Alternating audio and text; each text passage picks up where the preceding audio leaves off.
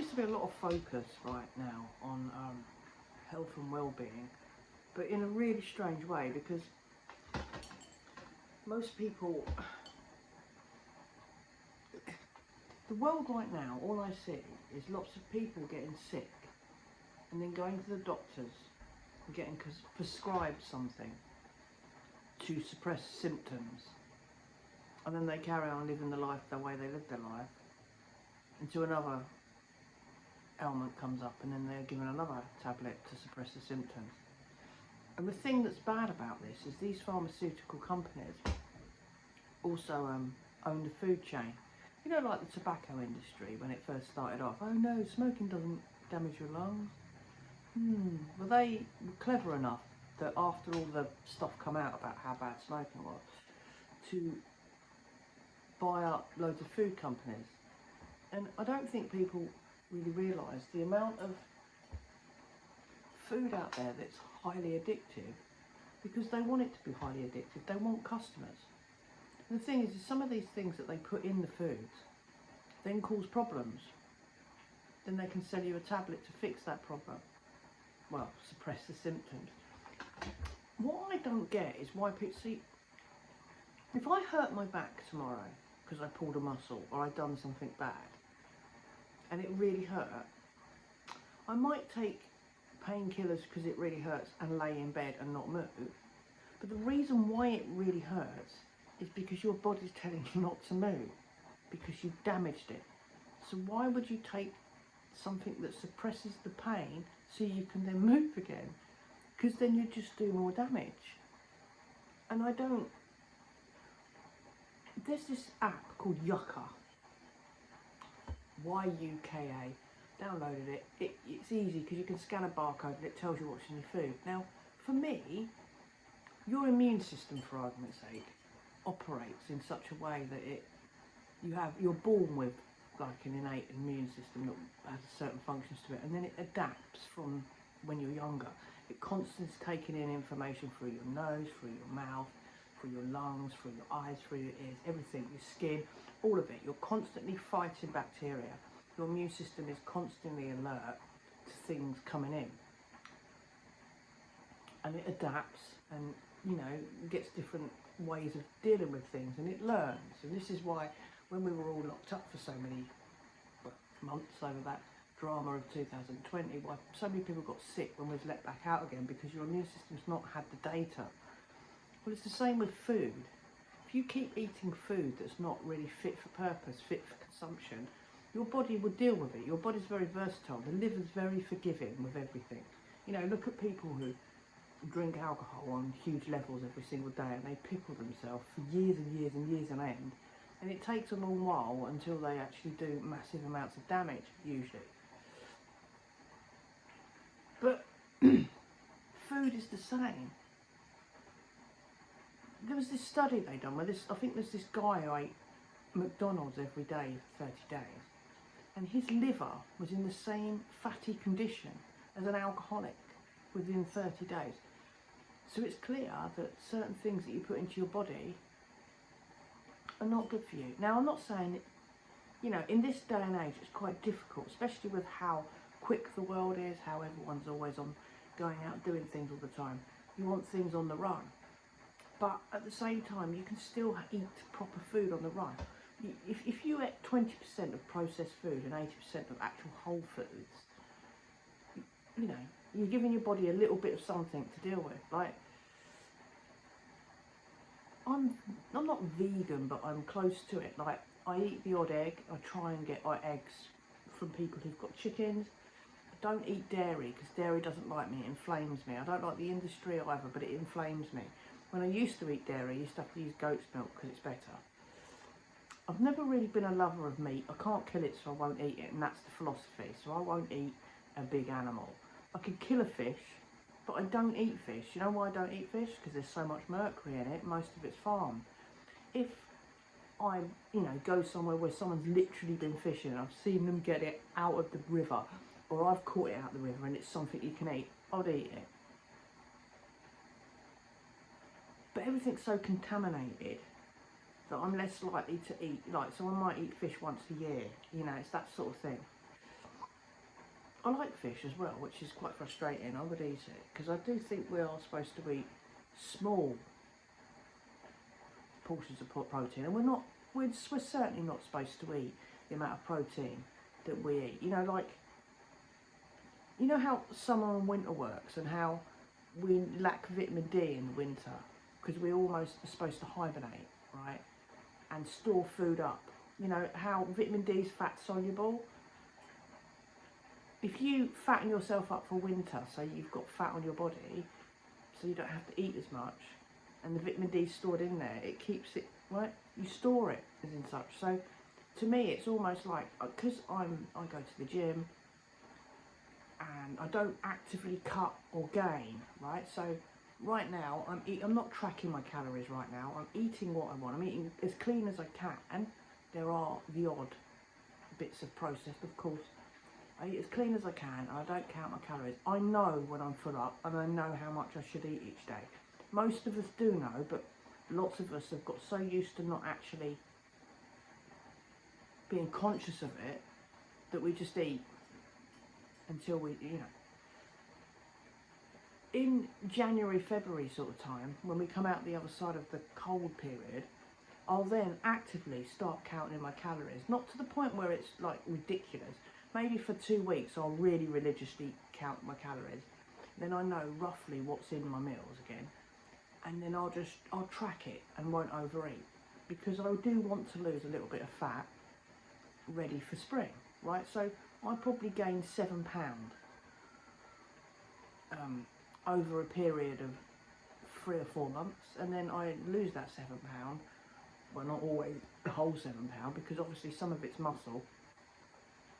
But I go back down to the same body fat as I was before. Like, for years I was 10 stone 4. I'm 6-7 years deep now, 6 years deep into weight training properly now, and my weight at the moment is about 11 stone 9. But if I was to cut, I'd be about 11 stone 2. But I'd be 11 stone 2, a size 10, and 25% body fat. Where before I was 25% body fat, but 10 stone 7. I was more of a size 8 to 10, even though my hips won't go into an 8 to 10. I mean, in the sense of there wasn't as much thickness. Like, for argument's sake, my biceps now are 14 inches and a centimetre, where last year they were 13 inches and about half a centimetre under 14 inches. So in the last year or so, I've gained 1.5 centimetres on my biceps, etc. So my weight's gone up now. I'm at that point where I've gone over the edge of start increasing weight. But a lot of people don't have the perception, I suppose, or knowing of what you're supposed to eat each day, and rely on other people. Like, I mainly eat whole foods, like brown rice, you know, like literally all the vegetables, all the fruits, all that sort of stuff. I don't eat too much refined sugar. Of course, we all like a dessert. We all like something sweet occasionally. I buy dark chocolate. I mean, 90% dark chocolate that I put on top of my porridge in the morning. I don't buy any other sweets. Nothing. Bananas taste really sweet if you're hungry. And I might have some granola or muesli and put a banana on top of it if I want something sweet. I'll occasionally buy ice cream, like vegan magnums or something, once every couple of months as a treat. If I eat anything at the weekend, it's usually a pot of hummus and either some crackers, some carrots, some cucumber or some lentil crisps. Depends what mood I'm in, and that's kind of a treat. I eat 3 meals a day. I have porridge in the morning, near enough religiously every morning. I might have a fry up, or the equivalent to a grill up, on a Saturday, and I'll have the equivalent to a roast dinner without the obviously the meat on a Sunday.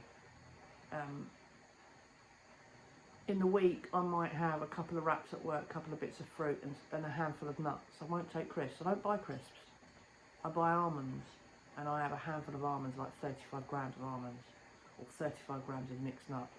Take an orange, an apple, a banana. I'll eat 2 wraps, and I'll put salad in the wrap.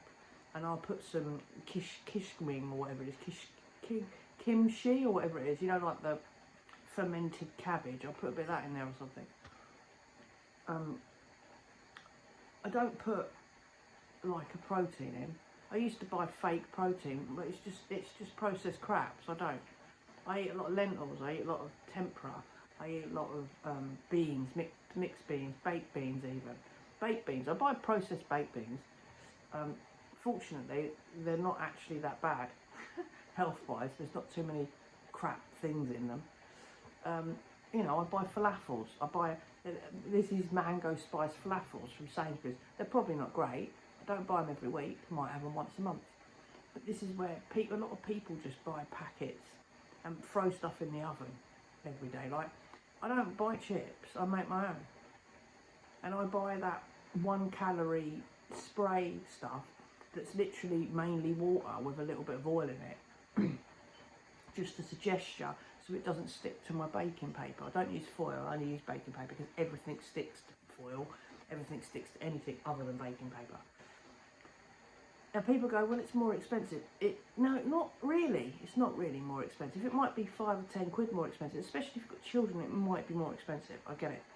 And it might take more time to prep. Now I live on my own, so I have to prep all my food. You know, my food's cooking now, that's what you can hear in the background. There's today I've got brown rice, there's half a can of baked beans left from the weekend, so put them in a saucepan, sun-dried tomatoes cut in it, olives cut into the beans.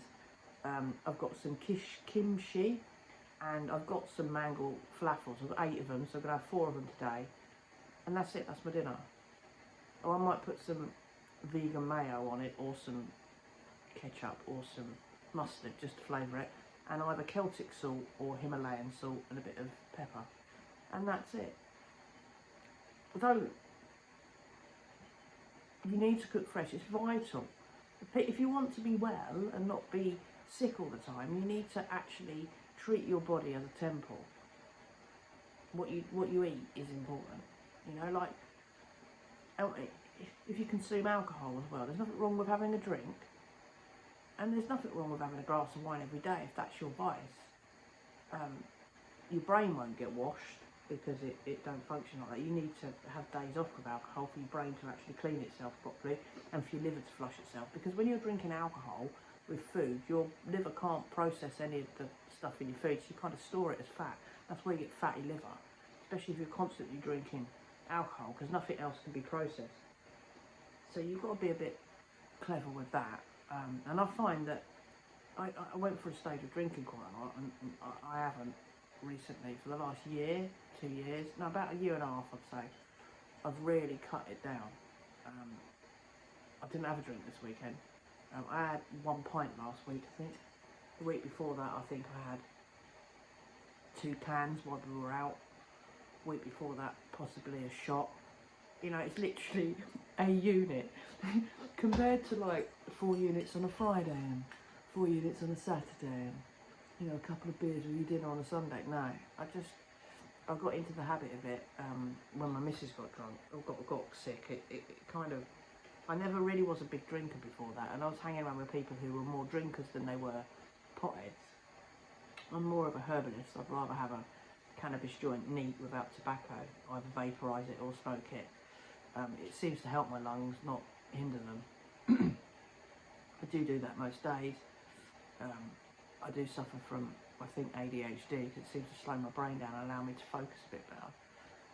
But it's still not great doing it every single day, and there are times when I don't. If I've got things to do, if I'm busy doing things, this is why, in a way, it'd be good to live with my partner, because I just wouldn't do it as much, you know, because you've got someone else to consider, just as it is. Anyway, I just thought I'd throw that out there because I'm menopausal right now as well, so the motivation to make myself go to the gym and do things, and the anxiety that you get that you just have to ignore, I think eating good food actually definitely helps that. Eating processed food exacerbates the menopause and makes you feel worse and less motivated. So I'm going to leave it there because we're at 15 minutes and I've gone on, so peace, love and light.